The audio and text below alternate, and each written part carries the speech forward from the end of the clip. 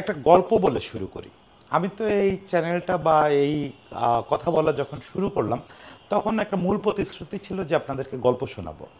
তো আজকে একটা গল্প বলি। এই ডেট, ঘটনাটা হচ্ছে 2010 সালের 10 নভেম্বরের। এখন বলতে পারেন যে এই লোকটা তো দিন তারিখ মনে রাখতে পারে না, তাহলে এই দিন তারিখ এই দিনটা মনে আছে কিভাবে? তো কি কৌশলে মনে রেখেছে সেটা একটু পরে বলছি, কিন্তু তারিখটা বললাম প্রথমে। এবার বলি হচ্ছে যে সেদিন বাংলাদেশে একটা ঘটনা ঘটেছিল। 2011 ওয়ার্ল্ড কাপের কাউন্টডাউন, 100 দিনের কাউন্টডাউন শুরু হলো ওই দিনটায়। এই কাউন্টডাউনের ওপেনিং করতে ইন্ডিয়া থেকে আসছিলেন হচ্ছে আমাদের দাদা সৌরভ গাঙ্গুলি। তো সৌরভ গাঙ্গুলি আসবেন সন্ধ্যার দিকে বা বিকালের দিকে, ফ্লাইটটা ছিল, ফ্লাইট ল্যান্ড করার কথা। এটা শোনার পরে আমাদের একটা স্পেশাল গিফট ছিল প্রথম আলোতে, যেটা সৌরভের কাছে পৌঁছে দেওয়া দরকার। সঙ্গে ওই গিফটটার বিষয়ে কয়েকটা মন্তব্য নেওয়া দরকার। তো সুব্রদা এই অ্যাসাইনমেন্টটা দিলেন আমাকে, এবং টেঙ্কু ভাই ছবি তুলবেন, শামসুল হক টেঙ্কু, কিংবদন্তি ফটোগ্রাফার। আর সৌরভকে সম্ভবত মিঠুবার মাধ্যমে, ইফতেখার হোসেন মিঠু সৌরভের সবচেয়ে প্রিয় বন্ধু বাংলাদেশে, তার মাধ্যমে সুব্রতা ব্যাপারটা জানিয়ে রেখেছিলেন যে তোমার হাতে আমার একটা রিপোর্টার যাবে, ও একটা গিফট হ্যান্ড ওভার করবে এবং গিফটটা নিয়ে তোমাকে দু একটা প্রশ্ন করবে। তো পুরো ব্যাপারটা সেট হলো। আমাদের এখানে লিয়াজ অফিসার হচ্ছেন ওয়াসিম খান। ওয়াসিম খানকে নিয়ে একটা পর্ব করব যে কে এই রহস্য মানব। তো ওয়াসিম ভাইকে আমি ফোন দিলাম যে ওয়াসিম ভাই, আমি কি তাহলে হোটেলে আসবো? ওয়াসিম ভাই বললো যে দেখ, ও হোটেলে এসে মারাত্মক ব্যস্ত থাকবে। রাতে 12টা 1 মিনিটে কাউন্টডাউন সংসদ ভবনের সামনে, তার আগ পর্যন্ত ওর সঙ্গে দেখা করার জন্য কয়েকজন ভিআইপি গেস্ট থাকবে ওখানে। এর মধ্যে তোকে সময় দিতে পারবে না। গিফটটা হয়তো নিতে পারবে, কিন্তু যে তুই বলতেছিস যে ইয়ে নেবে, কয়েকটা বাইট টাইট নিবি, মানে কয়েকটা কমেন্ট নিবি, ওটা পারবি না। তা বললাম তাহলে উপায়? তো বললো মিঠু আমারে বলছে তুমি এক কাজ করো, তুমি এয়ারপোর্টে চলে আসো। এয়ারপোর্টে সৌরভরে 15 মিনিটের জন্য আমি আটকাতে পারবো ল্যান্ড করার পরে। 15 মিনিট তোমায় তারা গিফট দিলা, কথাবার্তা বললা, তারপরে তুমি চলে আসলে সৌরভরে আমি এয়ারপোর্ট হোটেলে নিয়ে আসবো। ভালো প্ল্যান। আমি আর টিঙ্কু ভাই এয়ারপোর্ট চলে গেলাম। এয়ারপোর্ট যাওয়ার পরে খানিকক্ষণ ওয়েট করার পরেই সৌরভের বিমান ল্যান্ড করলো। সৌরভ আসলেন, ওখানে একটা ভিআইপি লাউঞ্জ আছে, ওই ভিআইপি লাউঞ্জে সৌরভকে বসানো হলো। তখন ওয়াসিম ভাই আমাকে নিয়ে গিয়ে বললেন যে এই হচ্ছে দেবব্রত, ওকে শুভ্র পাঠাইছে, উৎপল শুভ্র পাঠাইছে। তো সৌরভ বলল যে হ্যাঁ, ওর কথা আমাকে মিঠুও বলছে। তো এই বস, কি ইন্টারভিউ নিবি? তা আমি বললাম যে না দাদা, ঠিক ইন্টারভিউ নেবো না, তোমাকে একটা গিফট দেবো, তবে গিফটটা দেওয়ার আগে তোমাকে একটা প্রশ্ন করতে চাই। তো বললো গিফট দেওয়ার আগে প্রশ্ন করবি? ব্যাপারটা বুঝলাম না। যাই হোক, কর, কি প্রশ্ন? তা বললাম তুমি বলো তো 10 বছর আগে ঠিক আজকের দিনটায় তুমি কোথায় ছিলে? তা হেসে দিছে। হেসে দিয়ে বলতেছে তুই কি আমার সঙ্গে দাদাগিরি করছিস? তখন দাদাগিরি খুব পপুলার। তো আমি বললাম ধরে নাও তাই, তুমি ভেবে বের করার চেষ্টা করো। তো ও বলতেছে যে তাই কি হয়, এখন তো বয়স হচ্ছে, 10 বছর তো অনেক আগের কথা। 10 বছর আগে কোথায় ছিলাম আজকের দিনে কিভাবে বলবো? তা আমি বললাম তুমি একটু ভাবো, তোমার জন্য, তোমার জীবনে এবং বাংলাদেশের ক্রিকেট জীবনে খুব গুরুত্বপূর্ণ একটা দিন। তো একটু গম্ভীর হয়ে গেছে। গম্ভীর হয়ে বলতেছে 10 বছর, আজকে 2010 সাল, 10 বছর মানে হচ্ছে 2000 সাল, আর 10 নভেম্বর। ও মাই গড, আজকে আমার টেস্ট ক্যাপ্টেন্সির অভিষেকের 10 বছর।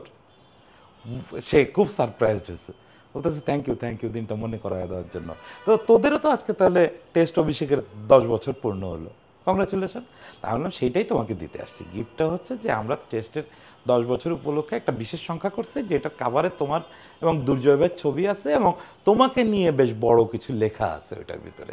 তো ওই বিশেষ সংখ্যাটা তোমার কাছে দিতে আসছি। বিশেষ সংখ্যাটা তার কাছে দিলাম। সে ওই বিশেষ সংখ্যা হাতে ধরে ছবি তুললো। সেই ছবি পরদিন প্রথম আলোতে ছাপা হলো, এবং ওই উপলক্ষে সে কয়েকটা কথাবার্তা বললো, টেস্ট নিয়ে একটু স্মৃতিচারণা করলো, ওই দিন কী হয়েছিল না হয়েছিল, কিভাবে তারা কামব্যাক করেছিল টেস্টে, এবং এটা তার জন্য কত গুরুত্বপূর্ণ। ওই বললো যে দেখ, বাংলাদেশ হচ্ছে আমার জন্য সবসময় খুব লাকি একটা জায়গা, আমার জীবনের খুব ইম্পর্টেন্ট সব ঘটনা ঘটেছে বাংলাদেশে। প্রথম আন্ডার 19 খেলতে দেশের বাইরে গেছি, ঢাকায়। প্রথম কোনো দলের ক্যাপ্টেন্সি করেছি ঢাকাতে, সার্ক ক্রিকেটে, ইডিআই দলের হয়ে এসেছিল। প্রথম টেস্ট ক্যাপ্টেন্সি করলাম ঢাকাতে। তো আমার জীবনে ঢাকার একটা আলাদা গুরুত্ব আছে।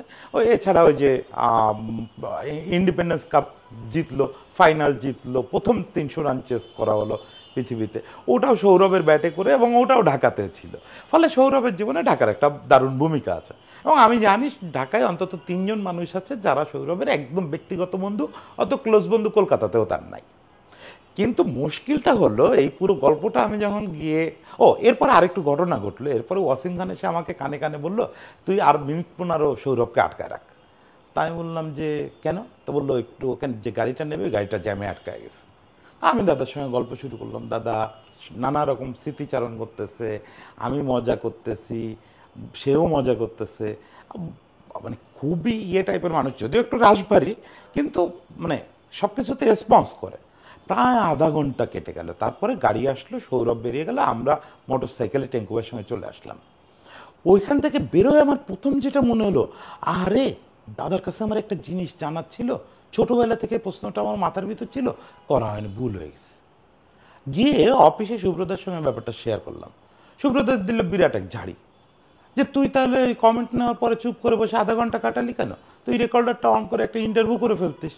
একটা ওভারঅল ইন্টারভিউ, তো বাংলাদেশ নিয়েই একটা ওভারঅল ইন্টারভিউ দিত, বোর ক্যারিয়ার নিয়ে একটা ইন্টারভিউ দিত, বললেই দিত, যেহেতু বসে আছে দুজন, তোরা ছাড়া আর ওইখানে কেউ নাই। আমি খুব মাথা টাথা চুলকালাম যে বিরাট ভুল হয়ে গেছে। একই সঙ্গে আমার ওই আফসোসটা যে ওই প্রশ্নটাও করা হলো না। প্রশ্নটা কি সেটা একেবারে শেষে গিয়ে বলবো। কিন্তু মাথার ভিতর খুব ঢুকে গেল যে দাদার একটা ইন্টারভিউ নিতেই হবে, তা নাহলে আমার ক্যারিয়ারই বৃথা। এর মধ্যে আমি ধরেন ওয়াসিম আকরাম, সাকলাইন মুশতাক, আপনার জয়াবর্ধনে, সাঙ্গাকারা, মোটামুটি উপমহাদেশের লিজেন্ড অনেকের ইন্টারভিউ নিয়ে ফেলছি, কিন্তু দাদারে আর পাই না, কোনোভাবে পাই না। একবার মিরপুরে পেলাম, আমাদের প্রয়াত ফটো জার্নালিস্ট জহির ভাই ধরে অ্যারেঞ্জ করে দিলেন। দাদা আমার সঙ্গে কথা বলবে, ধারাভাষ্য দিতে এসেছিল, দাদা আমার সঙ্গে কথা বলা শুরু করবে, এই সময় তার স্লট শুরু হলো, এবং ওই স্লটে বাংলাদেশ অল আউট হয়ে গেল। ফলে আর কথা বলা হলো না। বললো পরদিন লাভ ইঞ্চি হোটেলে একটা প্রোগ্রাম আছে, তুই ওইখানে চলে আয়, ওইখানে প্রোগ্রাম শেষে কথা বলবো। প্রোগ্রাম শেষে কথা বলতে বসছে, একটা ইমার্জেন্সি ফোন আসলো, আমারে বললো সরি রে ভাই, তোরে ইন্টারভিউটা দিতে পারলাম না, আমার একটু ইমার্জেন্সি হোটেলে ফিরে যেতে হবে, আমার একটু কাজ আছে। তো আমি মুখ কালো করে দাঁড়ায় আছি, মানে একদম মানে আক্ষরিক অর্থে আমার মাথায় আকাশ ভেঙে পড়ছে যে এই লোকটাকে বারবার হাতের কাছে পাচ্ছি এবং মিস করতেছি, ইন্টারভিউ পাচ্ছি না। তো আমার মুখ টুক দেখে সে আমার মাথায় হাত বুলাই দিয়ে বলতেছে যে মন খারাপ করিস না, পরের বার যখন ঢাকায় আসবো বা তুই কলকাতায় যদি আসিস, তোরে আমি আলাদা করে অন্তত 1 ঘন্টা সময় দেবো, তুই যা জানতে চাস সব বলবো, ওর বিতর্কিত প্রশ্ন থাকলেও করিস, কোনো সমস্যা নেই। খুব সান্ত্বনা দিয়ে গেল। কিন্তু সেই থেকে আজ পর্যন্ত তারপরে আর আসলে সুযোগও পাইনি। তারপরে দাদা কয়েকবার আসছে অন্যান্য প্রোগ্রামে, ক্রিকেট রিলেটেড প্রোগ্রামে খুব একটা আসে নাই। এরপর তো বিসিসিআর প্রেসিডেন্ট হয়ে গেল, ফলে আসলে অনেক প্রোটোকল থাকতো, ধারে কাছে যাওয়াও যেত না। ফলে আমার সঙ্গে তার ব্যক্তিগত পরিচয় নেই, ফলে আমি আর কোনোদিন দাদার ইন্টারভিউ পাই নাই। আমার জীবনের সবচেয়ে বড় আফসোসগুলোর একটা ওইটা রয়ে গেল যে দাদার ইন্টারভিউ পাইলাম না। তো দাদা কেন আমার কাছে গুরুত্বপূর্ণ, এখানে যদি কলকাতার দর্শকরা কেউ এই ভিডিওটা দেখেন, আপনাদের কাছে একটা ইনফরমেশন দেই যে দাদা শুধু আমার কাছে না, পুরো বাংলাদেশের কাছেই খুব গুরুত্বপূর্ণ। দাদা আপনাদের সম্পদ, আপনাদের ইন্ডিয়ার ক্যাপ্টেন, আপনাদের কলকাতার ছেলে, আপনারা তাকে নিয়ে গর্ব করেন, আমরাও কম বেশি গর্ব করি। দাদা কিন্তু আমাদেরও দাদা। কারণ হচ্ছে যে দাদা কতগুলো কাজ করছে। দেখেন, বাঙালি মাত্রেই কোনো অ্যাচিভমেন্টে আমরা গর্বিত হই, আমাদের অ্যাচিভমেন্টেও যেমন আপনারা গর্বিত হন, আপনাদের অ্যাচিভমেন্টেও আমরা গর্বিত হই। কিন্তু দাদার ব্যাপারটা একটু ভিন্ন। আজকে যে ধরেন এরপরে মহেন্দ্র সিং ধোনি, বিরাট কোহলি, আমাদের সাকিব আল হাসান, এরা যে আপনার সাদা চামড়ার দলগুলোর চোখে চোখ রেখে কথা বলতে শিখছে, এই জিনিসটা তো সাবকন্টিনেন্টে আমদানি করছে দাদা, এটা তো অস্বীকার করার কোনো উপায় নাই। সে প্রথম দেখালো যে উপমহাদেশীয় একজন অধিনায়ক বা উপমহাদেশীয় একজন খেলোয়াড় চাইলে সাদাদের চোখে চোখ রেখে কথা বলতে পারে এবং ঝাড়ি দিতে পারে। ওরা একটা ঝাড়ি দিলে দাদা দুটো ঝাড়ি দিত। এই যে ব্যাপারটা দাদা চালু করলো, এটা আমাদের উপমহাদেশের ক্রিকেট সংস্কৃতিটা বদলায় দিছে, যেটার আলটিমেট রেজাল্ট সবচেয়ে বেশি ইন্ডিয়া পাইছে। ইন্ডিয়া এরপরে অনেক অ্যাগ্রেসিভ সব ক্যাপ্টেন পাইছে, ধোনিরে পাইছে, বিরাট কোহলিরে পাইছে, রোহিত কম অ্যাগ্রেসিভ না।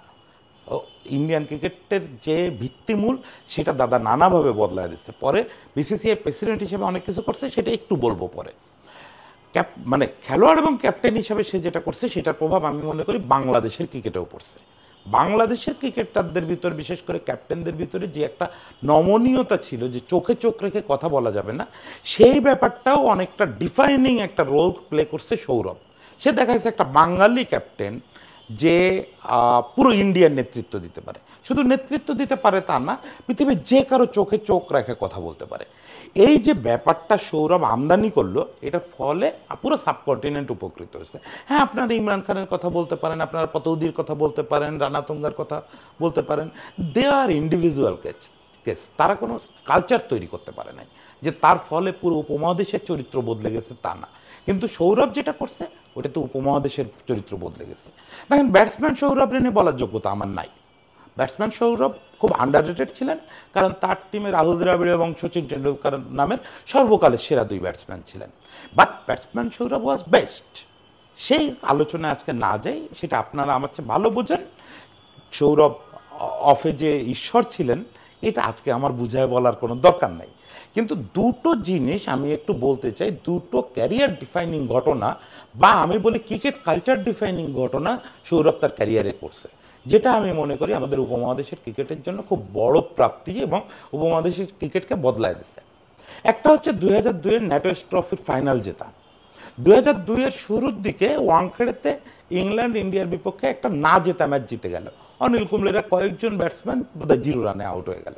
একদম জেতা ম্যাচ ইন্ডিয়ার, ইংল্যান্ড জিতে গেল। জেতার পরে অ্যান্ড্রু ফ্লিনটফ কি করলো, জার্সি খুলে পুরো ওয়াংখেড়ে প্রদক্ষিণ করলো খালি গায়ে, জার্সি মাথার উপর ঘোরাচ্ছে আর প্রদক্ষিণ করতেছে। এ মাঠে থেকে এই জিনিসটা, যেমন মাঠের দর্শকরা হজম করতে পারে না, ইন্ডিয়ান দর্শকরা, সৌরভ জিনিসটা হজম করতে পারে নাই, মাথা নিচু করে বেরোয় আসতে হয়েছিল। যদিও সিরিজ ওয়াজ ড্র, কিন্তু ওই ঘটনাটা পুরো ইন্ডিয়ান ক্রিকেটের জন্য একটা শক ছিল, ফ্লিনটফের ওই জার্সি ওড়ানো। এর কিছুদিন পরেই ইংল্যান্ডে ন্যাটোস ট্রফি হলো। ন্যাটোস ট্রফির ফাইনালে ইংল্যান্ডের বিপক্ষেই খেলা। ইংল্যান্ড আগে ব্যাট করলো, সৌরভ একটা দারুণ শুরু এনে দিল, কিন্তু হঠাৎ করে ব্যাটিং বিপর্যয় হলো, হেরে যাচ্ছে, এরকম একটা অবস্থা ম্যাচ। সৌরভ ব্যালকনিতে বসে নখ কামড়াচ্ছে, লর্ডসের ব্যালকনিতে বসে। কাইফ আর যুবরাজ ম্যাচটারে শেষ পর্যন্ত বের করে আনলো। উইনিং রানটা যেই না আসলো, সৌরভ একেবারে অন্য একটা ক্যারেক্টারে আবির্ভূত হলো। আমি নিশ্চিত আপনারা অনেকে এখন চোখ বুঝে সেই দৃশ্যটা দেখতে পাচ্ছেন। জার্সিটা খুলে ফেললো, একদম উদম গা, ভিতরে কোনো স্যান্ডো গেঞ্জি টেঞ্জিও নাই, মাথার উপরে জার্সিটা ঘোরাচ্ছে লর্ডসের ব্যালকনিতে বসে। এটা প্রতীকী অর্থ কত বড়, আপনি যদি ক্রিকেট হিস্ট্রি একটু ফলো করেন তাহলে বুঝতে পারবেন যে এটা কত বড় সিম্বলিক একটা ঘটনা। এই লর্ডসে সুনীল গাভাস্কারকে একবার ঢুকতে বাধা দেওয়া হয়েছিল। এই লর্ডসে এশিয়ান ক্রিকেটারদের ঢোকা নিষিদ্ধ ছিল, কালো ক্রিকেটারদের। এই লর্ডসে নারী ক্রিকেটারদের প্রবেশ নিষিদ্ধ ছিল। এই লর্ডসের ব্যালকনিতে দাঁড়ায় কেউ কোনো মানে সজোরে উল্লাস করবে, এটাও ব্রিটিশ ভদ্রলোকরা একসময় মেনে নিত না। সেই লর্ডসে সেই ইংল্যান্ডকে হারিয়ে সেই ফ্লিনটফের জবাব দিল সৌরভ, জার্সি মাথার উপরে উড়ায়।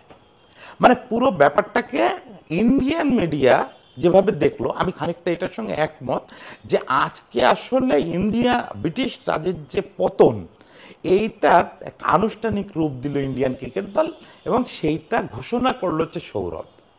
এটা ছিল উপমহাদেশের ক্রিকেটের জন্য সবচেয়ে বড় একটা কি বল স্টেটমেন্ট, যে উই ক্যান ডু, আমরা তোমাদের এই আইন মানি না, আমরা এই যে ব্রিটিশ নেটিভ কালচার, এই কালচার মানি না, আমরা লর্ডসের ব্যালকনির ওই রেসপেক্ট করতে চাই না, আমরা ওই সো কল্ড রাখতে চাই না, ব্যারিয়ার রাখতে চাই না, আমরা লর্ডসকে সাধারণ মানে নামায় আনবো। এই যে সাধারণ মানে নামায় আনার কাজটা এটা সৌরভ করলো। এইটা ছিল তার ক্যারিয়ারের, আমি বলি যে শুধু তার ক্যারিয়ারের না, টোটাল ক্রিকেট হিস্ট্রির একটা ডিফাইনিং মোমেন্ট। এই মোমেন্টটা ক্রিয়েট করছিল সৌরভ গাঙ্গুলি। আমার কাছে সৌরভ গাঙ্গুলির সবচেয়ে বড় গুরুত্বের একটা হচ্ছে এটা। আরেকটা গুরুত্বপূর্ণ ব্যাপার হচ্ছে 2003 সালে সৌরভের অস্ট্রেলিয়া সফর। এই 2003 সালে সৌরভের অস্ট্রেলিয়া সফর নিয়ে অনেক কথা হচ্ছিল। সৌরভ সবসময় অস্ট্রেলিয়াতে খুব খারাপ খেলতো, সবসময় ওর অ্যাভারেজ বোধহয় বিলো 25 টাইপ এরকম ছিল, 20-র কাছাকাছি। মেইন প্রবলেম যেটা ছিল যে অস্ট্রেলিয়ার বাউন্সি উইকেটগুলোতে একদম কানের কাছ থেকে বাউন্স বল যেত, ওইটা সৌরভ খেলতে পারতো না, ও শর্ট বলে ছোটোবেলা থেকে খুব দুর্বল, এবং ওইটাকে অস্ট্রেলিয়ানরা বলতো চিন মিউজিক। 2003-এ অস্ট্রেলিয়া যখন টেস্ট সিরিজ খেলতে, ইন্ডিয়া যখন টেস্ট সিরিজ খেলতে অস্ট্রেলিয়া যাচ্ছে, তার আগে এই চিন মিউজিক নিয়ে অস্ট্রেলিয়ান মিডিয়া একদম যাচ্ছে তাই কাণ্ড শুরু করলো। যেবার ইন্ডিয়ার টিম আসতেছে সেই লোকের ক্যাপ্টেন্সিতে যে চিন মিউজিক সহ্য করতে পারে না। ম্যাচের সিরিজের জন্য জাস্ট ইন্ডিয়া রওনা দেওয়ার 2-3 দিন আগে শেরনোয়ান মিডিয়াতে বলল যে সৌরভের জন্য আমরা চিন মিউজিক নিয়ে ওয়েট করতেছি তারে ওয়েলকাম করার জন্য। বুঝেন কীরকম একটা অপমানজনক পরিস্থিতি, যে সৌরভ শর্ট বল খেলতে পারে না এবং সেটা দিয়ে তারা অপমান করবে, যাচ্ছে তাই একটা কাণ্ড করবে। সৌরভ প্রেস কনফারেন্সে, দেশ ছাড়ার আগে যে প্রেস কনফারেন্স, ওখানে তারা এটা জিজ্ঞেস করা হলো যে শেরনোয়ান তো এটা বলছে, সৌরভ জাস্ট 2টো শব্দ উচ্চারণ করছে, টিপিক্যাল অস্ট্রেলিয়ান, এছাড়া আর কোনো কথাই বলে নাই। সে অস্ট্রেলিয়া চলে গেল। ব্রিসবেন টেস্ট, ফার্স্ট টেস্ট, প্রথমে অস্ট্রেলিয়া ব্যাট করলো, সম্ভবত থার্ড ডে সকালেই ইন্ডিয়াকে ব্যাট করতে হলো। আকাশ চোপড়া সেবাগ সামান্য একটা শুরু এনে দিল, কিন্তু খুব দ্রুত কোলাপস হয়ে গেল। দ্রাবিড়, সচিন খুব দ্রুত ফিরে আসলো, সামান্য রানে 4 উইকেট পড়ে গেল। সে অবস্থায় সৌরভ উইকেটে একদম মানে যা বলছিল স্টিভ ওয়ার তাই করলো, গিলেস্পিদের একদম লীলায় দিল এবং সমানে কানের পাশ থেকে বল করা শুরু করলো। ওভারে 2-3টে বল একদম কানের পাশ থেকে যাচ্ছে, আর না হয় পড়ে অফ স্টাম্প থেকে সাঁই করে বেরোয় যাচ্ছে, বাউন্সার মারতেছে, মানে একদম কাঁপায় দেওয়ার অবস্থা। সৌরভ প্রথম সম্ভবত একটা কাভার ড্রাইভ করলো, ওটাও খুব অথরিটিপূর্ণ ছিল না। গিলেস্পিরে একটা শর্ট বলে কানের কাছের বল টাস করে পুল করে দিল, মানে পুরো সিনারিওটাই চেঞ্জ হয়ে গেল, মাঠের সিনারিওই চেঞ্জ হয়ে গেল। এতক্ষণ অস্ট্রেলিয়ানরা যে একটা নিজেদের মধ্যে হাসাহাসি করতেছিল, খুনসুটি করতেছিল, মানে যে পাইসি মাল্টারে আজকে, এই যে একটা অ্যাটিটিউড ছিল, ওই অ্যাটিটিউডটাও একটা শটে বদলায় গেছে, গিলেস্পিরে পুল করে দিছে। এবং এই জিনিস সৌরভ সারাদিন ধরে করলো, কাভার ড্রাইভ করতেছে, পুল করতেছে, এবং দেখা গেল টিভিতে দেখে কমেন্টেটররা বলতেছেন যে ওর তো স্টান্স বদলে গেছে, ওর তো ফুটওয়ার্ক বদলে গেছে। আগে সৌরভ খুব হাঁটাহাঁটি করতো উইকেটে ডেলিভারির আগে, ওই দিন দেখা গেল যে অনেকটাই উইকেটে ফিক্সড হয়ে ব্যাটিং করতেছে, স্টান্স, পজিশন, হেড পজিশন সব অনেক চেঞ্জড, এবং পুরোপুরি শর্ট এবং পেস বল খেলার জন্য তৈরি। পুরো ব্যাপারটা কিভাবে হলো, এই ব্যাপারটা সৌরভ খুব পরিকল্পনা করে করছিলেন, এবং এটাকেও আমি খুব ডিফাইনিং মোমেন্ট বলি। কারণ হচ্ছে এই যে আমাদের ক্রিকেটারদের নিয়ে, সাবকন্টিনেন্টাল ক্রিকেটারদের নিয়ে অস্ট্রেলিয়ার তুচ্ছতাচ্ছিল্য করা, আমাদের ব্যাটসম্যানদের নিয়ে, আমাদের ব্যাটসম্যানদের পেলেই, বাউন্স উইকেটে পেলেই ছেলে খেলা করা পেস দিয়ে, এটা খুব রেগুলার ব্যাপার ছিল ওই 2003 সালের আগে। ধরেই নিত যে ওরা আসবে, ওদের ইঁদুরের মতো ছেড়ে দেবো, আমরা চারপাশে 11টা বিড়াল দৌড়ায় বেড়াবো, ওরা মাঝখানে কী খেলা করে দেখবো। সৌরভ ওই দিন পাল্টা জবাব দিয়ে সম্ভবত 144 রানের একটা ইনিংস খেললো, বুঝাই দিলে যে না সেই দিন আর নেই। এরপরে ইন্ডিয়া নানাভাবে জবাব দিচ্ছে, ধোনি গেছে, ধোনির টিম গিয়ে ভালো রেজাল্ট করে আসছে, কিন্তু সব কিছু শুরু করে আসছে সৌরভ ওই 144 রানের ইনিংস দিয়ে। এটাও খুব ডিফাইনিং একটা মুভমেন্ট ক্রিকেট হিস্ট্রির জন্য, অ্যাটলিস্ট এশিয়ান ক্রিকেট হিস্ট্রির জন্য। এবং এটার সঙ্গে একটা ট্র্যাজেডি জড়িত আছে। সৌরভ এর আগে 18 মাস ধরে এই ম্যাচ সিরিজটার জন্য ব্যাটিং প্রস্তুতি নিয়েছিল। সে তার ব্যাটিংয়ে অনেক চেঞ্জ আছে, যেই চেঞ্জগুলোতে তাকে হেল্প করছিলেন গ্রেগ চ্যাপেল। এই গ্রেগ চ্যাপেলকে তার খুব পছন্দ হলো, পরে বোর্ডের সঙ্গে এসে হইচই করে, সৌরভ তো তখন যা বলে তাই আইন, সৌরভ বলে যুবরাজ খেলবে খেলবে, হরভজন খেলবে খেলবে, সেবাগ খেলবে খেলবে, সৌরভের যারে পছন্দ তারে খেলায়, এবং পরে সবাই ক্লিক করে, পরে সবাই ইন্ডিয়ার হয়ে গ্রেট হয়েছে। ফলে সৌরভের কথা মানে কোনো নির্বাচক দরকার নেই, কোনো বোর্ড দরকার নেই। সৌরভ যদি মনে করে এটা ভালো, সেটা ভালো। সৌরভ বললো গ্রেগ চ্যাপেলের ইন্ডিয়ার কোচ করে আনতে হবে, কারণ ও আমার ব্যাটিং বদলায় দিতে পারছে, পুরো ও ইন্ডিয়ার ব্যাটিং বদলায় দিবে। নিয়ে আসা হলো সৌরভের দাবিতে, সেই গ্রেগ চ্যাপেল আসা সৌরভের দল থেকে বাদ দিয়ে দিল। সৌরভরে এহেন কোনো অপমান করে নাই। সচিনের মতো ভদ্রলোক তার আত্মজীবনীতে গ্রেগ চ্যাপেলের রিং মাস্টার লিখছে, মানে এরপরে আর কোনো শব্দ বলার দরকার নাই যে সৌরভ সচিনের সঙ্গে গ্রেগ চ্যাপেল কতটা অসভ্যতা করছেন। দাদা নিজের বিপদ নিজে ডাকে আনছিল। তো যাই হোক, এই দুটো জিনিসকে আমার মনে হয় সৌরভের জন্য ক্যারিয়ার ডিফাইনিং ব্যাপার। শুধু ক্যারিয়ার ডিফাইনিং না, এটা দিয়ে সৌরভকে চেনা যায় এবং বাঙালিকে চেনা যায়। এই বাঙালি যে নেতাজি সুভাষচন্দ্র বসু থেকে বঙ্গবন্ধু শেখ মুজিবুর রহমানের জাতি, এই জাতিটা যে চোখে চোখ রেখে কথা বলতে পারে সেটা ক্রিকেটে এস্টাবলিশ করছে সৌরভ। এই জায়গা থেকে আমি সৌরভকে দেখি, আমার গুরুত্ব, আমার কাছে দাদার গুরুত্ব হচ্ছে ওই জায়গায়, শুধু একটা ইন্ডিয়ান ক্যাপ্টেন বা ভালো ব্যাটসম্যান এটা দিয়ে তাকে বোঝা যাবে না। তো যাই হোক, সৌরভের শেষটা খুব ভালো হলো না, যদিও ফিরে এসেছিল, ফিরে একটা সেঞ্চুরিও করছিল, তারপরেও চ্যাপেল তাকে দলে রাখে নাই, বাদ দিছে। কিন্তু সম্রাটদের তো, সে তো প্রিন্স অফ ক্যালকাটা, তার তো জীবনটা এইভাবে শেষ হতে পারে না। দেখেন, আমি সৌরভের নিয়ে খুব একটা ভুল বুঝছিলাম। যখন এন শ্রীনিবাসন এবং অনুরাগ ঠাকুর দুই গ্রুপের মারামারিতে সৌরভকে প্রেসিডেন্ট করতে ওরা বাধ্য হলো, তখন আমি ভাবছিলাম যে সৌরভ একটা হামিদ কারজাই হবে, পুতুল প্রেসিডেন্ট হবে, সৌরভের নিজস্ব কিছু করার থাকবে না। আই ওয়াজ মানে very wrong, I was very wrong.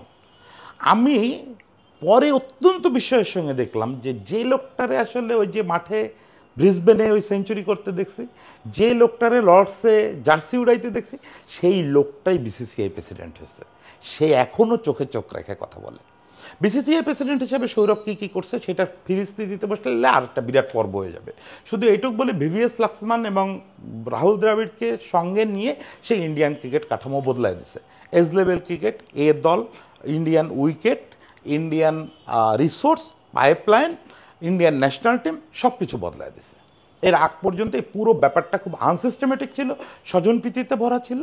এই পুরো ব্যাপারটা সে লোধা কমিশনের সুপারিশকে কাজে লাগাইছে, লোধা কমিশনের সুপারিশকে কাজে লাগায় সে তার নিজস্ব বুদ্ধি দিয়ে বহুত চোখ রাঙানি হজম করে। এবং তার ওখানে বড় একটা সাপোর্ট ছিল জয়শা, জয়শা তাকে সবসময় সাপোর্ট করে গেছে, ফলে সে পলিটিক্যালি কোনো ঝামেলায় পড়ে নাই। সে এই স্বাধীনতা নিয়ে সে পুরো সিস্টেমটাকে বদলায় দিচ্ছে। সেখানে তাকে ইন্ডিয়ার বাঘা বাঘা বিজনেসম্যান, এন শ্রীনিবাসনের মতো বিজনেসম্যান, ইন্ডিয়া সিমেন্টের মালিক থেকে শুরু করে বড় বড় পাওয়ারফুল লোকের মুখোমুখি হতে হয়েছে। তারা এসে সৌরভকে সরাসরি বলছে যে এটা করা যাবে না, এই যে তুমি সব প্রাদেশিক ইয়ের জবাবদিহিতা নিতে চাচ্ছ, এটা করা যাবে না। সৌরভ সে কথা শোনে নাই, সৌরভ সিস্টেম বদলায় দিচ্ছে।